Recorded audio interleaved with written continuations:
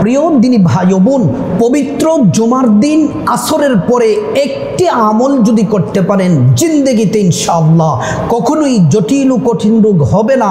আর যারা জটিল ও কঠিন রোগে আক্রান্ত হয়ে আছেন, আল্লাহ তাআলা সুস্থতা দান করবেন। নবীজি ওয়াদা করে বলেছেন, এই আমলটি যারাই করবে তারাই ফলাফল পাবে। আপনি ডাক্তার দেখাচ্ছেন, মেডিসিন খাচ্ছেন, ডাক্তার দেখান, মেডিসিন খান, পাশাপাশি এই আমলটি করুন। আল্লাহর কোরআনের আমল বিফলে যায় না, আল্লাহর কোরআনের আমল মিস হতেই পারে না। পরিপূর্ণ ভরসা রেখে, আল্লাহর প্রতি তাওয়াক্কুল রেখে যদি আমল করতে পারেন, ইনশাআল্লাহ যে কোনো রোগ, সেটা ক্যান্সার হতে পারে, ডায়াবেটিস, হার্টের সমস্যা, কিডনিতে সমস্যা, ফুসফুসে সমস্যা, মা বোনদের শারীরিক যত সমস্যা আছে, পুরুষদের যত সমস্যা আছে, রোগ আছে, আল্লাহ পাক সুস্থতা দান করবেন ইনশাআল্লাহ।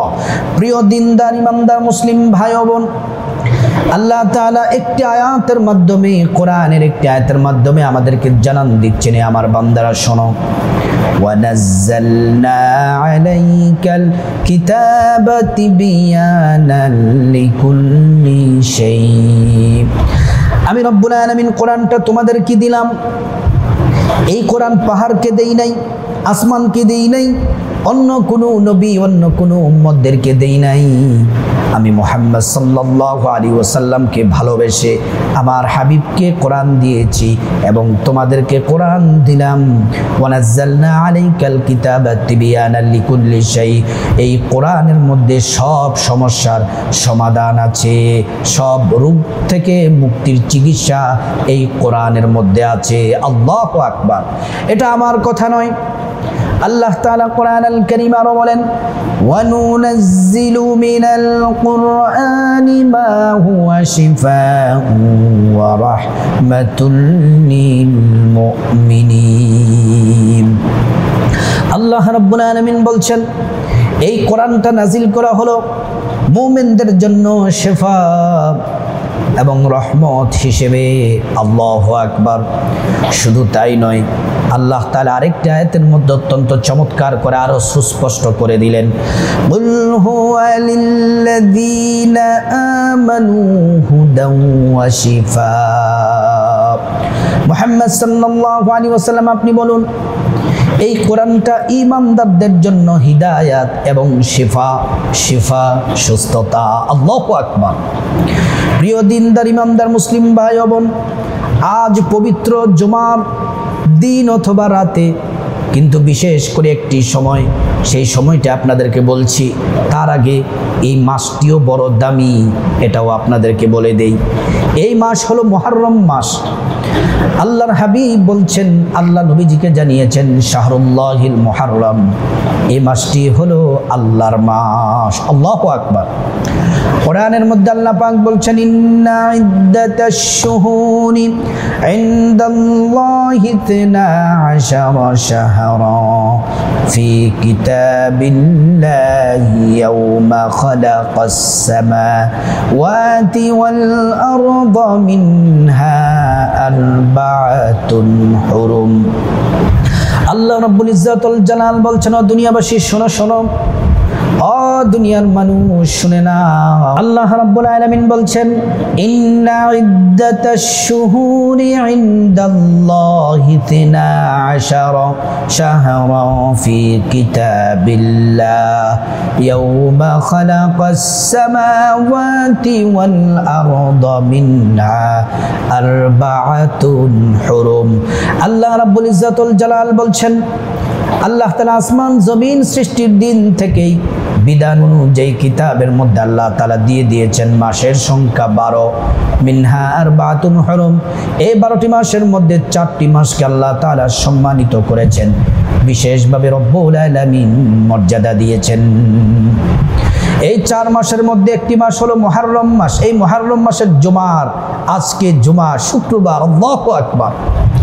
প্রিয় দিনদার ইমানদার মুসলিম ভাই ও বোন, এই জুমার দিন সম্পর্কে কোরআনে আল্লাহ পাক বলেছেন, মর্যাদার কথা বলেছেন। হাদিসের মধ্যে আল্লাহ রাসূল বলছেন, ঈদুল ফিতর, ঈদুল আযহার চেয়েও দামি হলো জুমার দিন। আল্লাহু আকবার। জুমার দিন আল্লাহ তাআলা রহমতের দরজাগুলো খুলে দেন। বান্দার ভাগ্য পরিবর্তন করেন, জাহান্নাম থেকে অনেক বান্দাদেরকে ক্ষমা করে জান্নাত দিয়ে দেন। দোয়া আল্লাহ পাক কবুল করে নেন। এই শ্রেষ্ঠ দিন হলো জুমার দিন। তিরমিজির হাদিসের মধ্যে এসেছে জুমার দিন কতটা দামি। রাসূলুল্লাহ সাল্লাল্লাহু আলাইহি ওয়াসাল্লাম বলেছেন, সূর্যোদয়ের যত দিন আছে, অর্থাৎ সূর্য ওঠে যত দিন আছে, প্রত্যেক দিনে তো সূর্য ওঠে, বিশেষ করে এমন হয়ে যায় মাঝে মাঝে ঘন কুয়াশার কারণে, মেঘাচ্ছন্নের কারণে সূর্য দেখা যায় না, কিন্তু সূর্য তার নিজস্ব ডিউটি প্রত্যেক দিন সঠিকভাবে পালন করে। নবীজি বলছেন সূর্যোদয়ের যত দিন আছে সব থেকে সারা দিন হলো দামি দিন হলো জুমার দিন।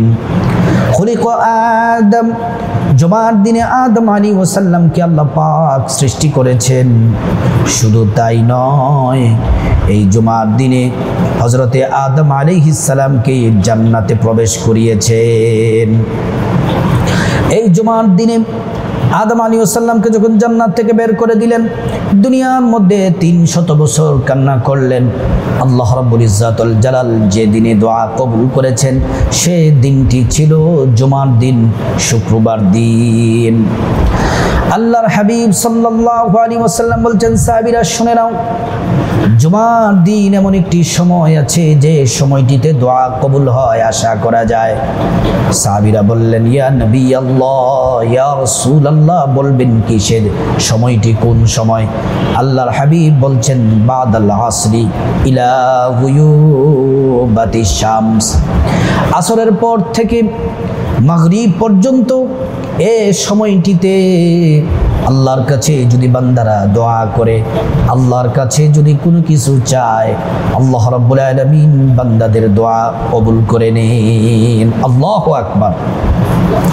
প্রিয় দিনদার ইমানদার মুসলিম ভাই ও বোন, কথাগুলো অত্যন্ত মনোযোগের সাথে শুনুন। এই জুমার দিন আমলটি করতে হবে আসর থেকে মাগরিব পর্যন্ত, এই সময়টিতে দোয়া কবুল হয়, এজন্য করবেন। এজন্য এই সময় করাটি উত্তম। অন্য সময়ও করতে পারেন জুমার দিন, কিন্তু এই সময়টিতে করলে দোয়া কবুল হয়, নবীজি বলছেন। এই আমলটি করতে হবে। সূরা ফাতিহার একটি আমল আছে, নিয়মটি বলে দিব। আগে সূরাতুল ফাতিহার কয়েকটি ফজিলত আপনাদেরকে জানিয়ে দিই। সূরাতুল ফাতিহা হলো কোরআনের সর্বশ্রেষ্ঠ সূরা। আল্লাহর প্যারা হাবিব সাল্লাল্লাহু আলাইহি ওয়াসাল্লাম বলছেন, কোরআনুল কারীমের সর্বশ্রেষ্ঠ সূরা ফাতিহা। নবীজি বলছেন, সাহাবীরা, কোরআনের সর্বশ্রেষ্ঠ সূরাটি কি তোমরা শিখতে চাও? সাহাবীরা বললেন, ইয়া রাসূলুল্লাহ, আপনি আমাদেরকে অবহিত করেন, জানিয়ে দেন। আল্লাহর নবী বলছেন, কোরআনের সর্বশ্রেষ্ঠ সূরার নাম হলো সূরাতুল ফাতিহা। আল্লাহু আকবার। প্রিয় দিনদার ইমানদার মুসলিম ভাই ও বোন, শুধু তাই নয়,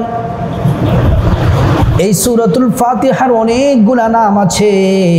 এর মধ্য থেকে একটি নাম হলো সূরাতুশ শিফা, রোগ মুক্তির সূরা, রোগ মুক্তির সূরা। আল্লাহু আকবার। এই সূরাতুল ফাতিহা কতটা দামি। নামাজের মধ্যে প্রত্যেক রাকাতে সূরা ফাতিহা পড়া ওয়াজিব। সূরা ফাতিহা ছাড়া নামাজ হবে না, হবে না। আমরা যখন নামাজে পড়ি আলহামদুলিল্লাহি রাব্বিল আলামিন, আল্লাহ উত্তর দেন হামিদানি আবেদি। আমরা যখন পড়ি আর রহমানির রহিম, আল্লাহ পাক উত্তর দেন আফনা আলাইয়া আবেদি। আমরা যখন পড়ি মালিকি ইয়াউমিদ্দিন, আল্লাহ তাআলা উত্তর দেন মাজ্জাদানি আবেদি। আল্লাহু আকবার। প্রিয় দিনদার ইমানদার মুসলিম ভাই ও বোন, এজন্য আপনাদেরকে বলতে চাই সূরা ফাতিহা কতটা দামি। আরেকটি হাদিস শুনুন। আল্লাহর নবী জিবরাইলের সাথে বসে আছেন, সূরা ফাতিহা নাজিল হওয়ার প্রেক্ষাপটটা শুনুন। জিবরাইল নবীজির সাথে বসে বসে কথা বলতেছেন। হঠাৎ করে একটি শব্দ হলো, বিকট শব্দ। আল্লাহর নবী ডানে তাকালেন, বায়ে, সামনে পিছনে তাকালেন। জিবরাইল বললেন, ইয়া রাসূলুল্লাহ, আপনি ডানে বামে সামনে পিছনে তাকিয়েছেন, কিন্তু এই যে শব্দটি, বিকট আওয়াজটি, এটা দুনিয়ায় হয় নাই, হয়েছে আল্লাহর আসমানে। আল্লাহু আকবার। জিবরাইল বললেন, ইয়া রাসূলুল্লাহ, আল্লাহ পাকের সৃষ্টির মধ্যে এক অনন্য সৃষ্টি হলো আসমান। বিনা খুঁটিতে আসমান আল্লাহ পাক দাঁড় করিয়ে রেখেছেন। আসমানের অনেকগুলো দরওয়াজা আল্লাহ পাক সৃষ্টি করেছেন। এর মধ্য থেকে একটি দরজা সৃষ্টির লগ্ন থেকে এখন পর্যন্ত খোলা হয় নাই, এই মাত্র দরজাটি খোলা হয়েছে। আল্লাহর পক্ষ থেকে দুইটা নূর নিয়ে একজন ফেরেশতা আপনার কাছে আসবেন। ওই ফেরেশতাও কখনো দুনিয়াতে আসে নাই।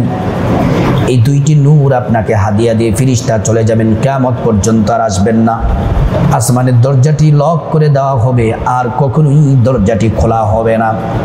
এক কথা বলার সাথে সাথে ফেরেশতা আল্লাহর পক্ষ থেকে দুইটি নূর নিয়ে উপস্থিত হয়ে গেলেন, হাজির হয়ে গেলেন। নবীজি জিবরাইল বললেন, ইয়া রাসূলুল্লাহ, দুইটি নূরের প্রথম নাম্বার নূর হলো কোরআনুল কারীমের সর্বশ্রেষ্ঠ সূরা সূরাতুল ফাতিহা। আল্লাহু আকবার। দ্বিতীয় নাম্বার নূর হলো কোরআনুল কারীমের সূরাতুল বাকারা 285 এবং 86 নাম্বার আয়াত। এই সূরাতুল ফাতিহা বড়ই দামি। সূরাতুল ফাতিহা হচ্ছে কোরআনের সারাংশ, মূল বক্তব্য। সূরা ফাতিহার মধ্যে যা আছে সম্পূর্ণ কোরআনে তা আছে। আল্লাহু আকবার। এবার আসুন আমরা সরাসরি আমলের মধ্যে চলে যাই। আমলটি করতে হবে আসরের নামাজ পড়ে। আসরের নামাজ পড়তে হবে জুমার দিন, এটা হচ্ছে 1 নাম্বার শর্ত। আসরের নামাজ পড়ার আগে সুন্দর করে আপনাকে ওযু করা লাগবে। ওযু করার শুরুতে পড়ে নেবেন বিসমিল্লাহির রহমানির রহিম। ওযু করার শুরুতে বিসমিল্লাহ পড়ে নেবেন, তারপরে সুন্দর করে ওযু করবেন। ওযু যখন শেষ হয়ে যাবে, পশ্চিম আকাশের দিকে তাকিয়ে একবার কালিমে শাহাদাত পড়বেন। আশহাদু আল্লা ইলাহা ইল্লাল্লাহু ওয়াহদাহু লা শারীকা লাহু ওয়া আশহাদু আন্না মুহাম্মাদান আবদুহু ওয়া রাসূলুহু। কালিমে শাহাদাতটি পড়বেন। কালিমে শাহাদাত পড়লে কি হবে? আল্লাহ রাব্বুল আলামিন, আল্লাহ তাআলা জান্নাতের ফেরেশতাদেরকে বলবেন, জান্নাতের ফেরেশতারা সব গেটগুলা খুলে দাও, দরজাগুলা খুলে দাও। আমার বান্দারা যে দরজা দিয়ে মনে চায় ওই দরজা দিয়ে জান্নাতে প্রবেশ করবে, জান্নাতের নাজ নিয়ামত ভোগ করবে। সুবহানাল্লাহ। তারপরে পুরুষ যারা মসজিদে আসরের নামাজ পড়বেন, মা বোনেরা বাসায় নামাজ পড়বেন। পুরুষরা মসজিদ থেকে বাসায় এসে আমলটি করবেন, মা বোনেরা বাসায় করবেন। আমলটি করার আগে আপনাদেরকে বলে দিই, 1 গ্লাস পানি অথবা ছোট্ট একটি বোতল দিয়ে 1 বোতল পানি আপনার জায়নামাজের পাশে রাখবেন। আসরের নামাজ কমপ্লিট, 4 রাকাত সুন্নাত, 4 রাকাত ফরজ পড়ার পরে আপনারা তাসবিহ তাহলিল পড়া শেষে আমল করবেন। আমলটি করার শুরুতে সর্বপ্রথম 11 বার ইস্তেগফার পড়বেন, ছোট্ট ইস্তেগফার। আস্তাগফিরুল্লাহ ওয়া আতুবু ইলাইহি, আস্তাগফিরুল্লাহ ওয়া আতুবু ইলাইহি। 11 বার ইস্তেগফারটি পড়লে 5টি পুরস্কার আল্লাহ দিবেন। 1 নাম্বার, জীবনের সব গুনাহগুলো মাফ হয়ে যাবে। 2 নাম্বার, আল্লাহ তাআলা টাকা পয়সা ধন দৌলত রিজিক খাবার দাবার দিয়ে ধনী বানিয়ে দিবেন। 3 নাম্বার, নেক সন্তান দান করবেন। 4 নাম্বার, আল্লাহ রাব্বুল আলামিন জান্নাতে প্রবেশ করাবেন, জান্নাতের নহর থেকে শরবত পান করাবেন এবং আল্লাহ পাক আপনাকে সুস্থতা দান করবেন। তারপরে 11 বার ছোট্ট একটি দুরূদ শরীফ পড়বেন, সাল্লাল্লাহু আলাইহি ওয়াসাল্লাম, সাল্লাল্লাহু আলাইহি ওয়াসাল্লাম। 11 বার দুরূদ শরীফ পড়লে কি হবে? আল্লাহ সুবহানাহু তাআলা 10টি গুনাহ মাফ করে দিবেন, 10টি নেকি দান করবেন, 10টি মর্যাদা আল্লাহ সুবহানাহু তাআলা বাড়িয়ে দিবেন। আল্লাহু আকবার। প্রিয় দিনদার ইমানদার মুসলিম ভাই বোন, শুধু তাই নয়, রাসূলুল্লাহ সাল্লাল্লাহু আলাইহি ওয়াসাল্লাম হাশরের ময়দানে শাফায়াত করবেন এবং নবীজি আপনাকে হাউজে কাউসারের পানি পান করাবেন, নিরাপদে আল্লাহর জান্নাতে পৌঁছে দিবেন। সুবহানাল্লাহি ওয়া বিহামদি। প্রিয় দিনদার ইমানদার মুসলিম ভাই বোন, 11 বার প্রথমে ইস্তেগফার, তারপর 11 বার দুরূদ শরীফ পড়ার পরে তারপর পড়বেন, মনোযোগ দিয়ে শুনুন, আউযু বিল্লাহি মিনাশ শাইতানির রাজীম, বিসমিল্লাহির রহমানির রহিম, আলহামদুলিল্লাহি রাব্বিল আলামিন, আর রহমানির রহিম, মালিকি ইয়াউমিদ্দিন, إياك نعبد وإياك نستعين اهدنا الصراط المستقيم صراط الذين أنعمت عليهم غير المغضوب عليهم ولا الضالين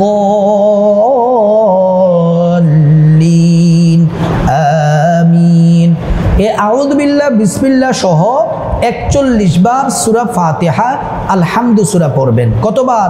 41 বার পড়ে গ্লাসের পানির মধ্যে 3 বার বিসমিল্লাহির রহমানির রহিম বলে ফু দিবেন। তারপরে আবার 7 বার একটি দোয়া পড়বেন, 7 বার। ইয়া শাফিআল আমরাদ, ইয়া শাফিআল আমরাদ, ইয়া শাফিআল আমরাদ। কতবার পড়বেন? 7 বার পড়ে গ্লাসের পানির মধ্যে ফু দিবেন, 3 বার ফু দিয়ে মুনাজাত দিবেন। আল্লাহুম্মা আমিন। মুনাজাতে হাত তুলে 3 বার পড়বেন, ইয়া দাল জালালি ওয়াল ইকরাম, ইয়া দাল জালালি ওয়াল ইকরাম, ইয়া দাল জালালি ওয়াল ইকরাম। তারপর আল্লাহর কাছে গুনাহ মাফ চাইবেন, আল্লাহ তাআলা গুনাহ মাফ করে দিবেন। আল্লাহর কাছে রোগ থেকে মুক্তি চাইবেন। আমার মা বোনেরা, আপনাদের যে রোগ অসুস্থতা আল্লাহকে বলবেন। আমার মুসলিম ভাইরা, পুরুষ ভাইরা, আপনারাও বলবেন কি কি রোগ আছে আপনার, আল্লাহ সুস্থতা দান করবেন। আর যারা সুস্থ আছেন বলবেন, আল্লাহ কখনোই জটিল কঠিন রোগ দিও না, আল্লাহ তাআলা দোয়া কবুল করবেন।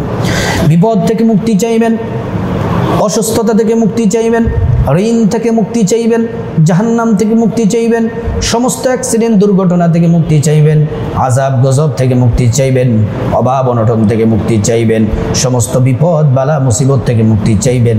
আল্লাহ পাক দোয়া কবুল করে নিবেন। প্রিয় দিনী ভাই বোন, তারপরে আপনারা আল্লাহর কাছে টাকা পয়সা ধন দৌলত রিজিক খাবার দাবার চাইবেন। আল্লাহ তাআলা সুস্থতা চাইবেন, জান্নাত চাইবেন, নেক হায়াত চাইবেন, নেক সন্তান চাইবেন। আল্লাহর কাছে যা প্রয়োজন চাইবেন সকল হাজত আল্লাহ পূরণ করে দিবেন। তারপর আপনার আম্মা আব্বা আত্মীয় স্বজন যারা কবরবাসী তাদের জন্য ক্ষমা চাইবেন। আল্লাহ রাব্বুল ইজ্জাতুল জালাল তাদেরকে ক্ষমা করে দিবেন, তাদেরকে ক্ষমা করে জান্নাত দিয়ে দিবেন। প্রিয় দিনী ভাই ও বোন, এই পবিত্র জুমার দিন আসরের পরে এই শ্রেষ্ঠ আমলটি যদি করতে পারেন, জীবনে কখনো ইনশাআল্লাহ জটিল কঠিন রোগ হবে না। আর যারা জটিল কঠিন রোগ আছে, আল্লাহ আপনাকে পরিপূর্ণ সুস্থতা দান করবেন। আল্লাহ পাক আমাদের সবাইকে প্রতি জুমায় রোগ থেকে মুক্তির শ্রেষ্ঠ আমলটি করার আল্লাহ পাক তৌফিক দান করুন।